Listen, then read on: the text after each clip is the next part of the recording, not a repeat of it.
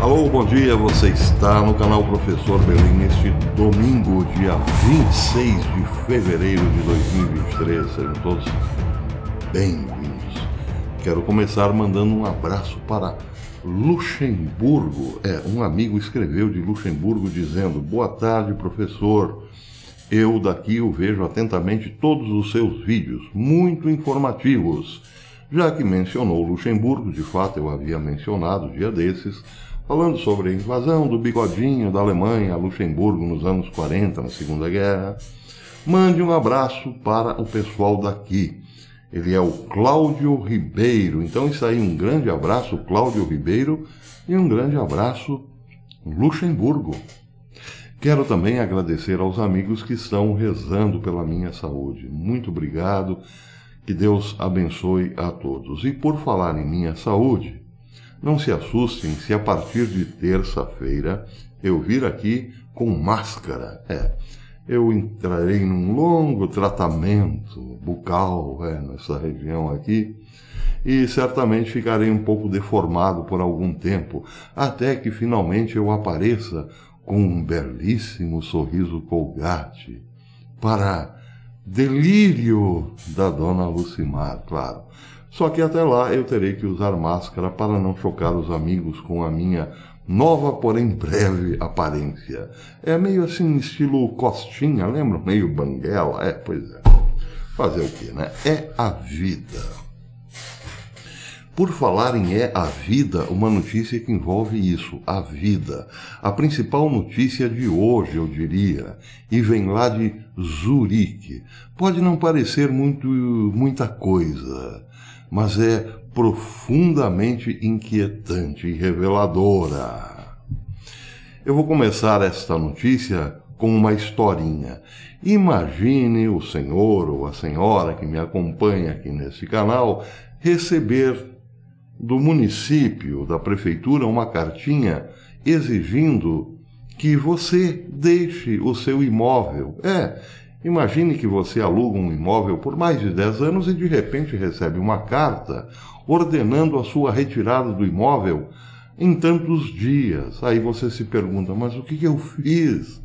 No aluguel eu sempre paguei em dia, não devo nada para a justiça, pago os meus impostos regularmente e de repente recebo uma carta com ação de despejo. Causa de quê? Bem, a alegação da tal cartinha, aliás, está aqui, essa que vocês estão vendo, é que a prefeitura precisa abrigar alguns refugiados de guerra e não encontrou imóveis na cidade. Quer dizer, encontrou sim o seu. Então está pedindo que você deixe o imóvel para que refugiados ocupem-no. E aí você vai para onde? Bem, isso não é problema da Suíça, porque você é um cidadão suíço. O problema da Suíça hoje é resolver a vida dos cidadãos ucranianos. Parece piada? Parece mentira? Pois é.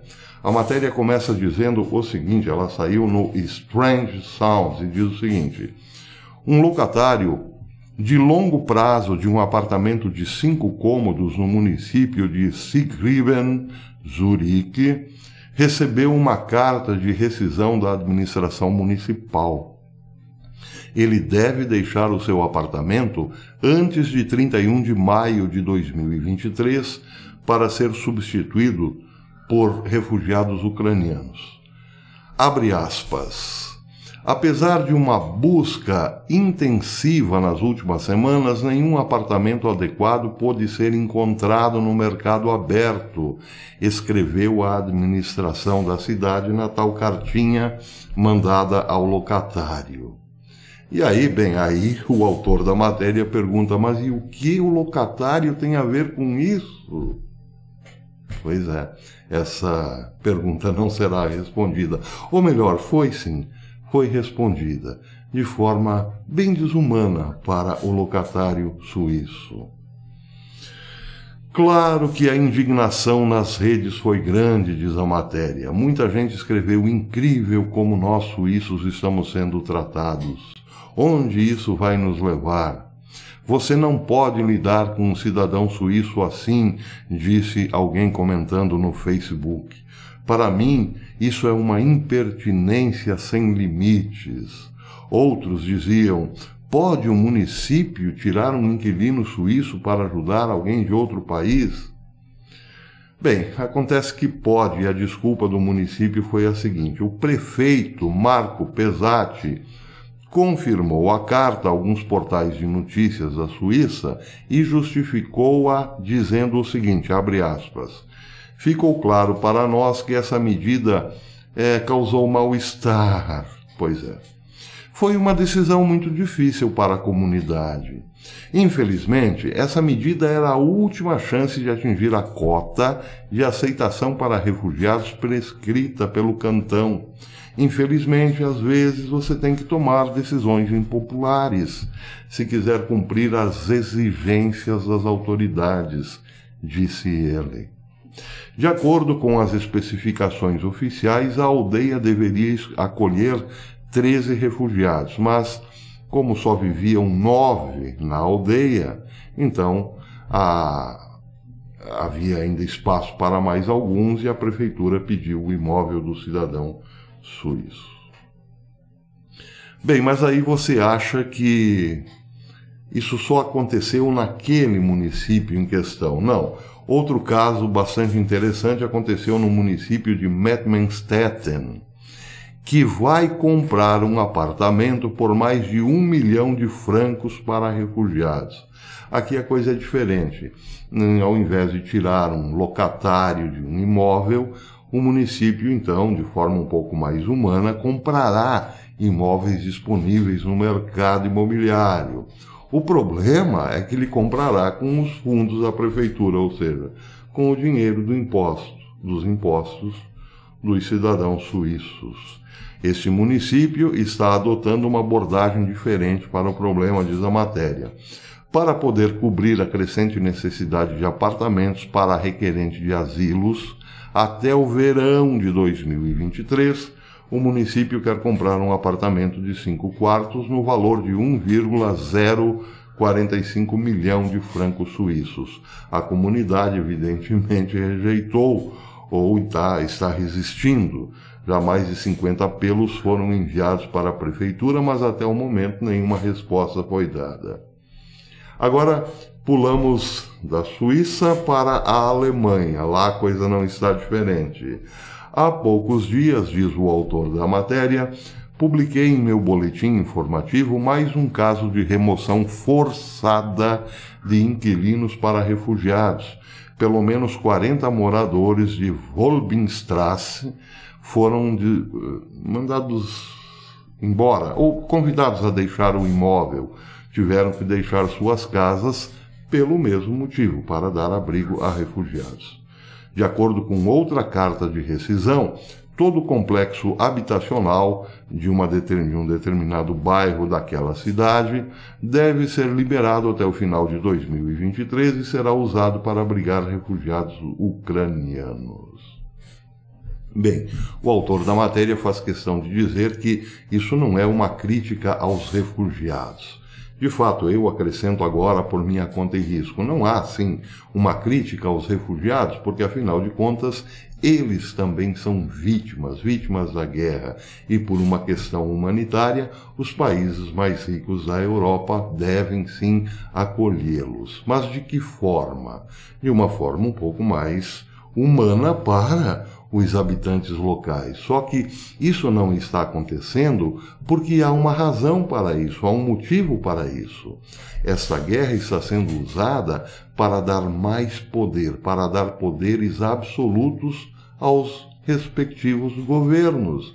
Entenderam? Daí porque Klaus Schwab sempre disse com muita segurança que você não terá nada.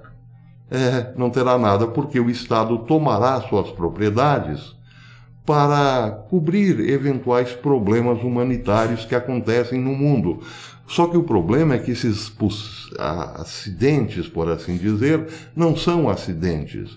Esses problemas humanitários são provocados exatamente para destruir as estruturas digamos, democráticas de alguns países. E, em nome da democracia, claro, implantar regimes autoritários. É isso que está acontecendo.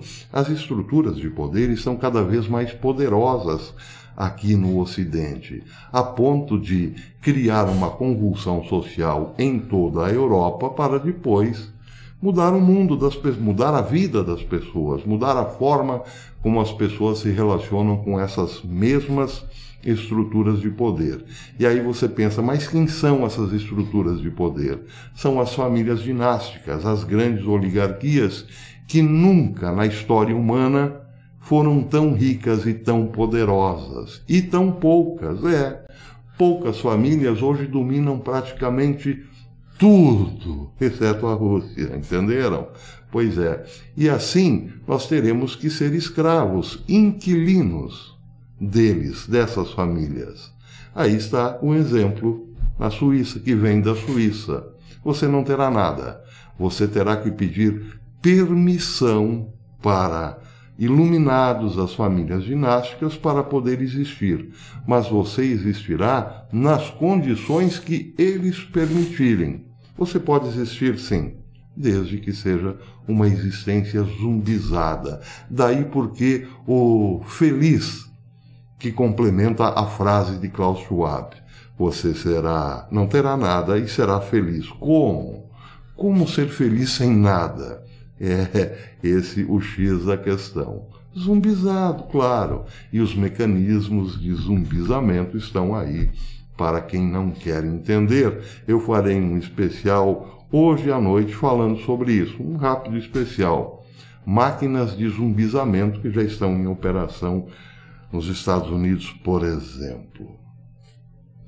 Bem, como falei em estruturas de poder, para terminar, uma matéria que tem tudo a ver com a primeira. Essa foi publicada ontem por Mike Whitney no Ans Review.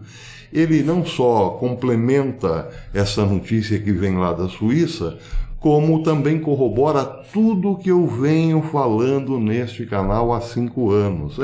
Em 2 parágrafos ele fez um resumo de tudo aquilo que eu venho falando aqui e do que de fato está acontecendo. Ele começa dizendo o seguinte, presta atenção. Nos Estados Unidos temos um problema de oligarquia, e é muito maior do que o problema de oligarquia que Putin enfrentou quando se tornou presidente em 2000. Todo o Ocidente está agora nas garras de elites bilionárias que controlam a mídia, o establishment político e todas as nossas instituições importantes. Nos últimos anos, vimos esses oligarcas expandirem sua influência dos mercados, das finanças e do comércio para a política, para questões sociais e até, ou principalmente, de saúde pública. Gente que dominava o mundo no âmbito ou na esfera dos mercados, dos negócios, na esfera financeira, também resolveu que era preciso dominar o mundo todo em outras esferas, como de saúde pública, social, governamental e assim por diante. Daí porque se diz hoje que certos presidentes no mundo ocidental são meros gerentes dessas famílias oligárquicas. O impacto, diz a matéria, o impacto que esse grupo teve nessas outras áreas de interesse foi de tirar o fôlego. As elites do establishment e sua mídia não apenas apoiaram o Russiagate, o impeachment de Trump, os distúrbios do Black Lives Matter, o fiasco de 6 de janeiro, mas também participaram da histeria do Covid e da série de medidas repressivas impostas em nome da saúde pública.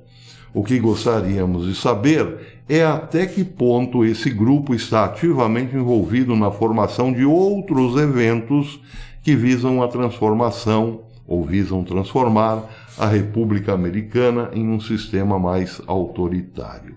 E aí, no segundo parágrafo, ele termina com uma longa pergunta. Prestem atenção. Em outras palavras, são picadinhas obrigatórias, bloqueios forçados, a censura agressiva implementada pelo governo, as eleições presidenciais duvidosas, ele está falando dos Estados Unidos, tá? A queima de fábricas de processamento de alimentos, os descarrilamentos de trens, os ataques à rede elétrica, os distúrbios do BLM Antifa, os shows de drag queens para crianças em idade escolar, o foco maníaco nas questões de gênero e os julgamentos políticos chamativos e cancelamentos de pessoas nas redes sociais. São apenas incidentes aleatórios que ocorrem espontaneamente durante um período de grande mudança social ou são, de fato, evidências de uma operação orquestrada furtivamente, conduzida por agentes do Estado, agindo em nome de seus benfeitores de elite ou das elites? O que o amigo acha? Respostas aqui nesse canal, sintam-se à vontade. Isso tudo é espontâneo, acontece de quando em quando? Ou tudo isso foi planejado? Bem, para terminar, ele faz alusão ao polêmico coronel Douglas MacGregor, porque afinal ele acredita na segunda possibilidade de que tudo isso foi orquestrado. Então ele lembrou de uma entrevista que o polêmico Douglas MacGregor deu esses dias aí no YouTube, num podcast, onde ele afirmava o seguinte: ele, segundo palavras dele mesmo, teria lido um documento de George Soros de 10 anos atrás, em que Soros dizia que era preciso resolver o problema da Rússia. E qual seria o problema da Rússia? Soros enxergava na Rússia um grande problema porque a Rússia conseguia unir dois fatores que a tornavam independente: a religião e o espírito russo, o espírito do povo, ou seja, o povo reconhecendo o jeito russo de ser, reconhecendo na sua religião a salvaguarda dos seus valores e a sua religião reconhecendo que está para defender o povo russo, para protegê-lo de invasões modernistas vindas do Ocidente. Isso, para Soros, era um gravíssimo problema. Agora, detalhe, eu não sei se esse documento existe, eu não pude comprovar, e o coronel Douglas MacGregor não deu nenhum link para o documento. Então estou apenas vendendo o peixe como comprei. Mas isso quer dizer o seguinte: se de fato Soros disse isso há 10 anos atrás, é preciso reconhecer que ele tem sim a capacidade de fazer uma profunda leitura da realidade, porque a Rússia de fato representa isso, e não é de hoje. Eu já fiz um vídeo aqui nesse canal dizendo o seguinte: há basicamente 500 anos a Rússia vem resistindo ao Ocidente. Resistiu, em primeiro lugar, à tentativa da Igreja Católica Romana entrar dentro do seu território e logo em seguida resistiu também à tentativa do protestantismo entrar dentro do seu território.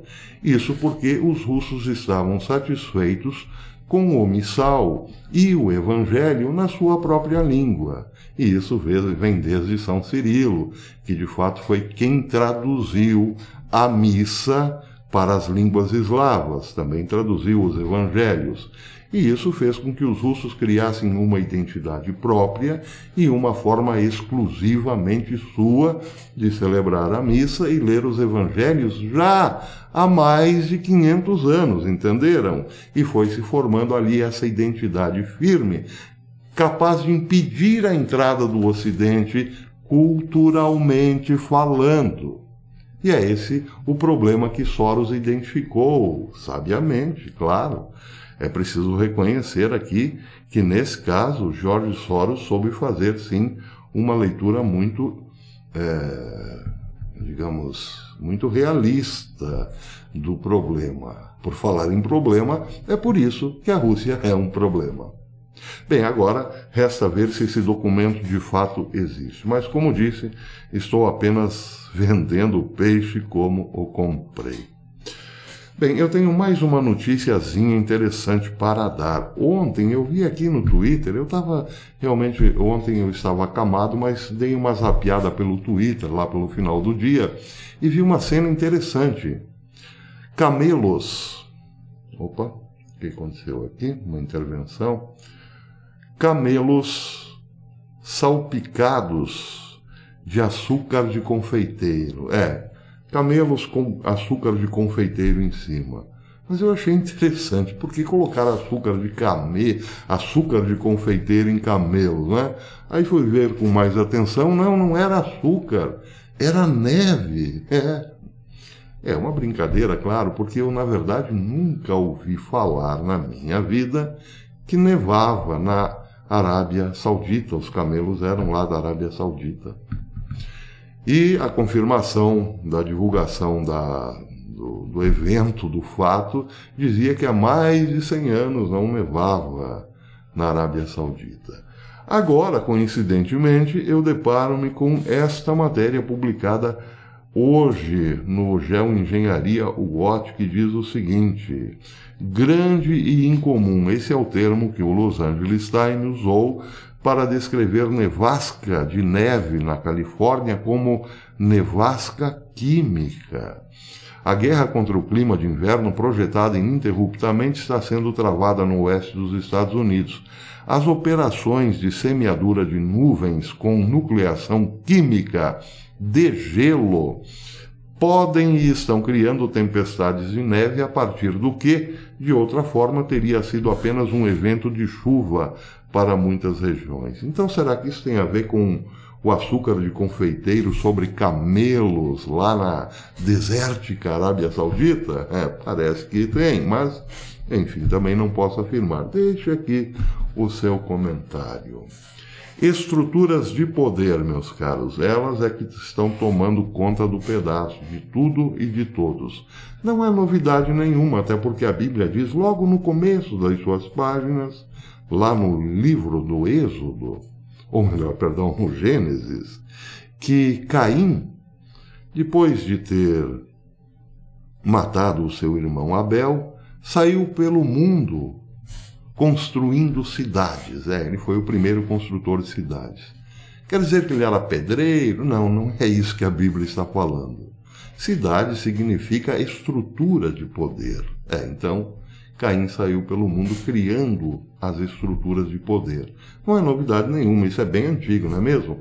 A novidade é que agora parece só a Rússia tem como se proteger dessas estruturas de poder. A Rússia e o Islã, porque a mais forte proteção contra as estruturas de poder sempre esteve na religião. Pergunte a um islâmico onde está um fundamento mais sólido de união e proteção do povo. Ele dirá, no Islã. Nós aqui no Ocidente também dizíamos, está na igreja. Mas agora, até o argentino Bergoglio está dizendo, respeitem a ONU. Pois é, parece que isso é exclusivamente hoje, uma exclusividade da Rússia e do Islã, entenderam? É isso que a Rússia está tentando defender. Esta proteção contra o mundo, por assim dizer. O Islã já faz isso há muito tempo, não é?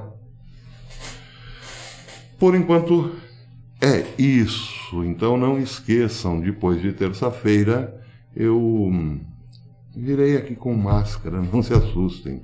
Para a dona Lucimar será para o melhor, né? Eu ficarei bem mais bonito depois que o tratamento passar. Vamos aguardar. Eu duvido muito, mas sonhar não custa nada, né? Um abençoado domingo a todos. Até amanhã ou até hoje à noite, se Deus quiser.